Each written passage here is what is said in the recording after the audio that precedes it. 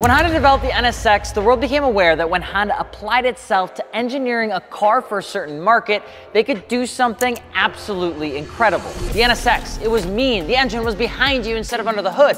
It revved like an Accord and was just as reliable as one, but it had the chassis of a supercar. The thing was that even though it was a collector's car, some might argue that it was almost too good. I mean, how could you even say that? I mean, Honda's been known for doing what's necessary to execute a proper car, but it never really seemed like they went above that. Before we upset the Honda enthusiasts, that's not a dig, it's just how they were. So in 1995, when Honda decided to hit the market again with prototyping a new type of coupe, the critics felt it would be a modest, low-power competitor to the Miata, and it was anything but. This is the car that teaches you how to become a good driver, the car that might be labeled as one of the most timeless designs of all time, that could even be argued to be better than the NSX. The car that most of us look back on to say, dang, I wish I owned one of those when they were cheap. Today, we're talking about how to modify a Honda S2000.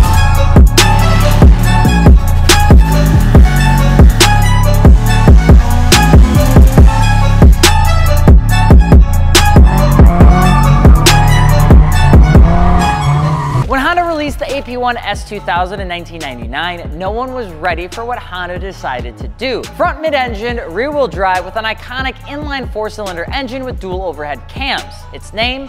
The F20C. With 237 to 247 horsepower and a nickel above 150 foot-pounds of torque, the 6-speed manual transmission and torsion limited slip differential immediately cemented this car as the ultimate driver's car. Shigeru Uehara, a chief engineer on the car, made sure the world knew that this car was built by engineers, not marketing folks. They wanted something that could brave the European roadways and then set records at Hokkaido, which was the whole point of testing this car all the time. Built through driver tension and roadway feel, the handling of this car was attributed to its design through the chassis called the X-bone frame, which was a structural element that had lateral forces transition through the corners of the car right to the middle of the car, right where you're sitting. That's why a lot of times people say the S2000 just feels different than other cars. Now, we don't have to tell you how incredible this car is. It's a properly developed sports car. It's one of the few convertibles I think look proper. And even though it's a serious hat in the feather, that's not really how you say the analogy, for Honda, it did really stand the test of time.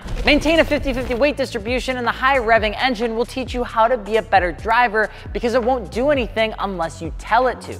As the years went on, people loved the S2000 badge, not just as a track car, but as a fun road car. The S2K marked where you had die-hard track enthusiasts driving them, and also the wife of a dentist, because at the end of the day, it was still a Honda. So in 2004, Honda came back with the AP2, better suspension, some revised bits for reliability, updating lighting to LEDs, and revised the 2-liter up 20 bips to 2.2-liter, which gave it more torque. Gave it more tamed 8,000 RPM, but when it comes down to which one you should buy, I would say it's whichever one you can afford, because they're all great. But what makes this car fantastic after 2 decades isn't just that Honda made a damn near perfect car, they also made it a fantastic platform to modify. The internals of the F20 are forged, notably the rods, crankshaft, and pistons. And Honda did this because of the compression that these cars have to run to get the amount of horsepower that 2-liter or 2.2-liter has. Remember, compression is the ratio of the larger volume to lesser volume of the system during a compression stroke. At 11.0 to 1, it's a happy, high-revving, naturally aspirated motor, which is why we recommend starting away from the motor-specific components to start. You don't need to crack these things open at the beginning, but you can at the end. HKS hosts a high-power exhaust, which is a dual exit that I love for about $935, or you can get the single-tip racing version, which is right about $700. It's just a little bit louder, but they sound really freaking good. Dealer's choice on intake, as they all do pretty much the same thing, but having a shroud is always preferred so that you don't have any sort of heat-soaking issues that occur. You'll see K&N offers one for $350 or one for $400, where the intake goes all the way down to the bumper, but I'm gonna be honest, you don't really need that. It's an early 2000s thing, and unfortunately, if you get water in there, it's a huge issue. Remember, Honda made a great car, so replacing great parts with okay parts is like ditching your gorgeous wife for a problematic girl because you met her on the internet and she posts thirst traps. Just stop. Start off solid and you'll be okay.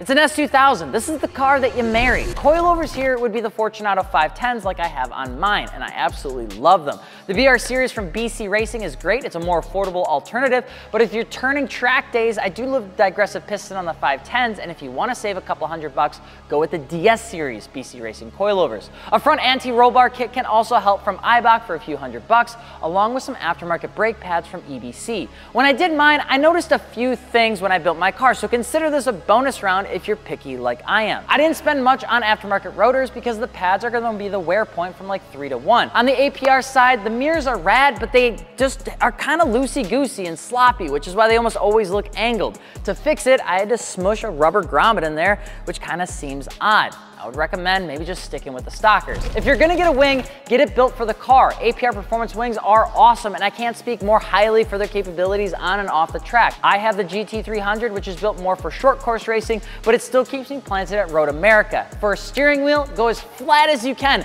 because any concavity to the design is not gonna work for anybody who's above 150 pounds. It's just not gonna be comfortable. Hardtops are rad, but most will need help with fitment if it's not an authentic brand because the molds are 20 years old. The hardest thing to get right on the S2000s though is the fitment. They're borderline Honda versions of Corvette type specs. They're just tiny. Everything about the wheel fitment on these is weird. A safe bet, 17x9 plus 45 with a 245/40 tire.